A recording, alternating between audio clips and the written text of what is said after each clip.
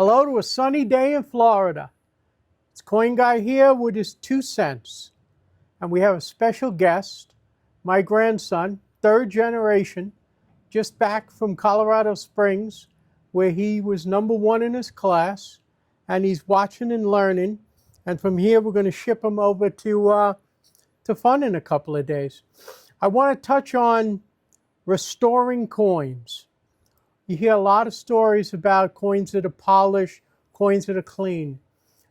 When the major grading services restore a coin, it's called restoration. When we do it, it's cleaning. It's not cleaning if you do it right. So long as you're not abrasive, you're not using Brillo, you're not using Bonami or baking soda, which will scratch it and give it a sandpaper surface. This is speed dip. All the dealers use this. Hashtag not sponsored, just so everyone knows. It's not an ad. Now, here we have some coins that could use it. This is a 96. This is a key date. This is a key date. Now, it's got a little color. This one I'm not going to dip, because this one I think is pretty. That color is nice. That circle around the sun with the colors. Now, these we're going to dip. And we're going to dip all these. We'll dip them in groups. While you do that, let me just show them the one with the cool. Give me 2 pieces of cool tone. And he said, paper we're not towel. dipping this one because it's nice like that, so we'll leave it natural. All right, so you throw it into the speed dip. You leave it in there for what? Couple of seconds. Wipe it with your fingers. All of it's gone. The colors are gone. You rinse it in water. All the color's gone. All the ugly toning were not the colors you want. So all of it is gone. You dip it in water. It's almost like cooking. Certain things that there's a process to cooking just as there's a process to restoring. Now, speed dips used on what kind of coins only? Silver. Silver and gold. Good question. Silver and gold.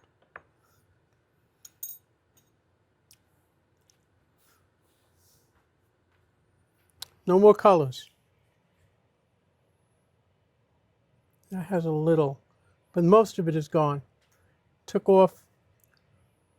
Now it's shiny.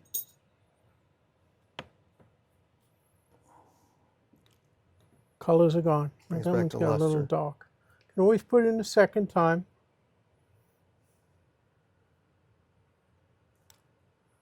Sometimes a little stubborn.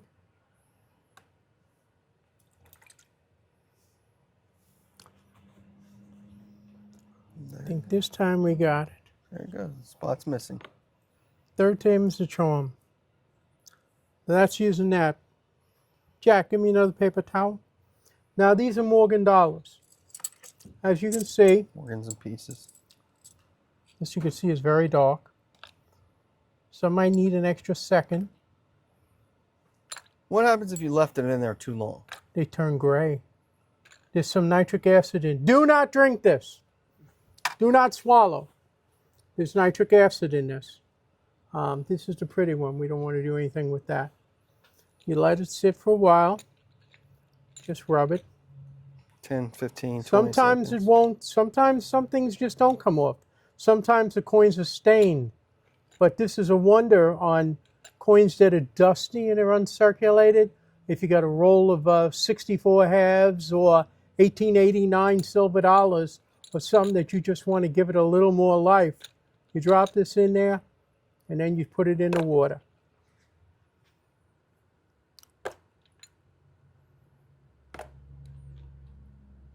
This one it wasn't going to help it much, but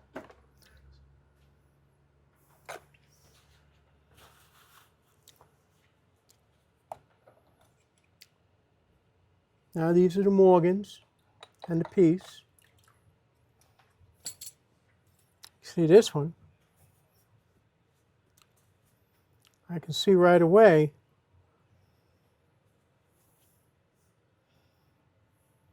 Okay, this one's an unk now. Brought up some luster or some of the niceness to it. Now, this is not something you do for every coin you have. When your coin has got ugly spotting, or just like forks and spoons will tone, that's what you use it for. These are common dates. I mean, these are ones I would normally just sell outright.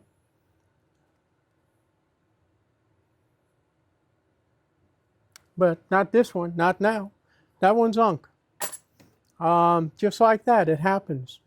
Now these can go back in, but you've taken off a lot of the sin, and it makes them more presentable.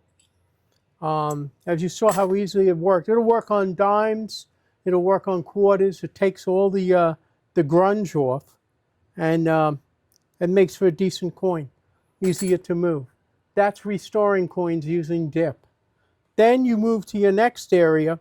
Now, I had talked about how I had bought a bunch of ancient coins, and I threw them into virgin olive oil. That was 3 months ago.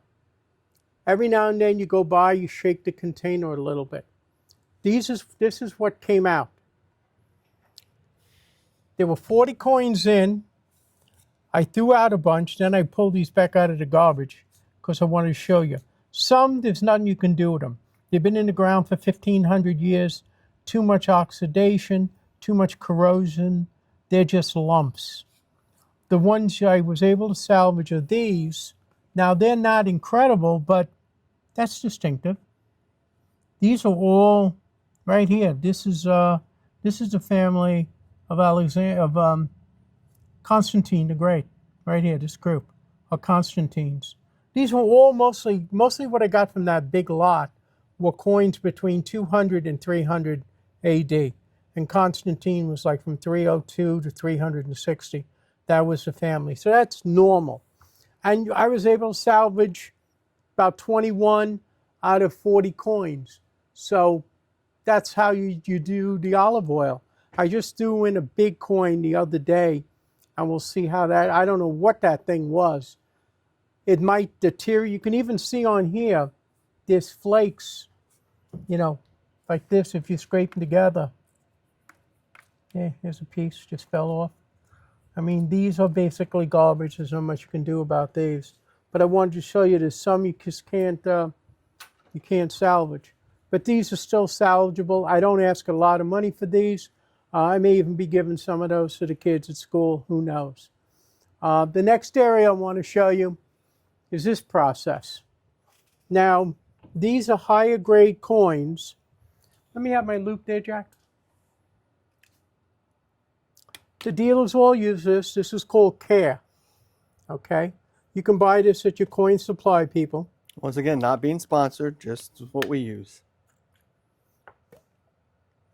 You don't need a whole lot. Isn't that we're being cheap? This is how you use it. You put it on here. Now that brings up the coin. We used to have an ugly coin like that.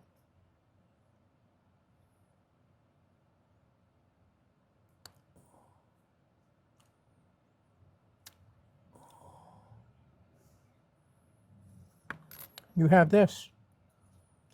Now you took coins that you can't hardly tell. You give them a little tender loving care. And you got coins in here that are anywhere from $12 to $30 a piece that we just pulled out of, generic stuff that I'd been putting aside. That's what Jack was earning lunch money with today. He got to sort about, 300 coins, 400 coins, quite a few.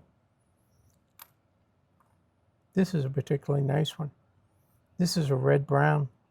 This is an unk. Some red on the front. That's a common date, not a common date, but it doesn't have a letter.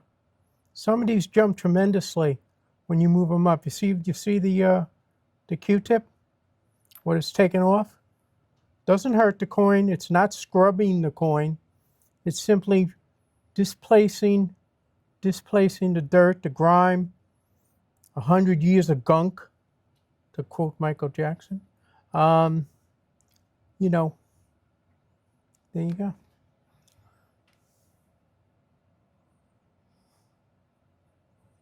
Now, when I'm doing nickels, or if I'm doing more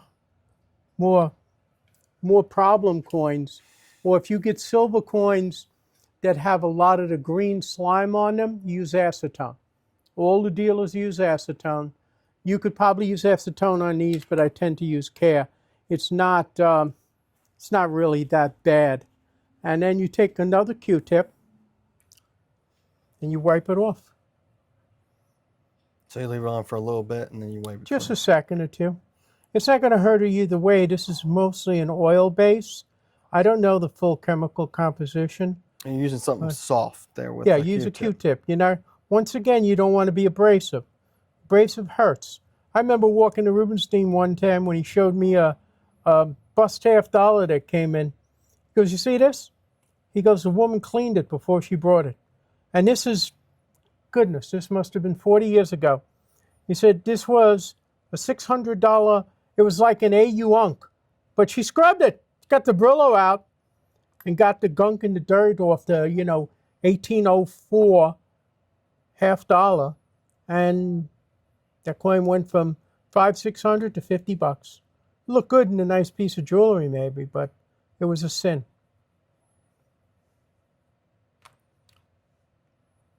What you got here, this coin's got a little toning to it. Let's see what we got here. We got a solid extra fine. I like to see that tie. I want to see the bow tie. This is a 1919. This is like an XFAU. Here's a 16S. 16S. This is extra fine. Still got some residual on it.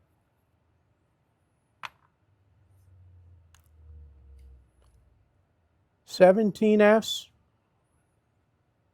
See, a little bit on a Q-tip goes a long way.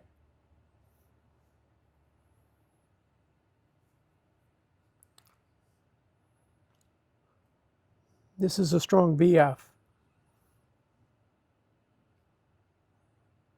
27S. That's an XF. This is the one. Let's get a couple closer looks. This one's a 13. And you can see the color on that. Let me get your hand. There. Oh, back up a little bit. There you go. Yeah, there's that red brown in there. Okay. Now this one, you can see the luster. And you can see the strength of the kernels on the wheat. This is a nice AU. Now 13, Jack, check up 1913 penny in AU. What do you want me to do? Gray sheet is up there.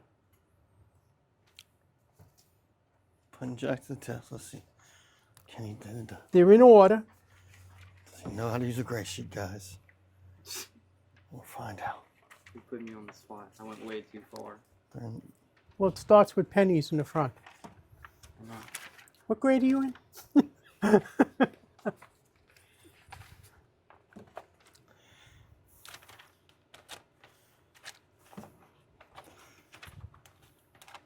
Keep going. This is all going to, don't worry about that. Dollars. Here we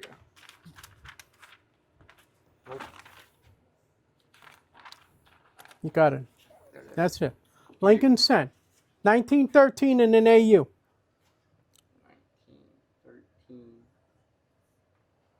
1913. AU what? Just call it a plain AU. Let's not get too greedy. 23. This is nice. 1913 and a 53. Well, it jumps straight to 58. So How much in a 58? 26. Okay. $26. Not bad for a couple of pennies. Now, the reason I pulled this one out, Jack saw this and got all excited. He said, and this is done really nice.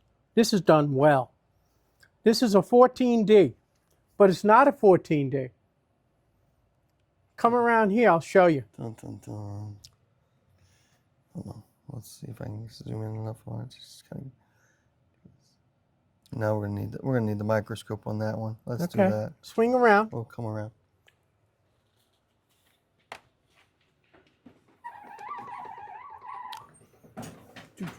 Give you a little behind the scenes here. You got this toy here that gives you a full view of the coin.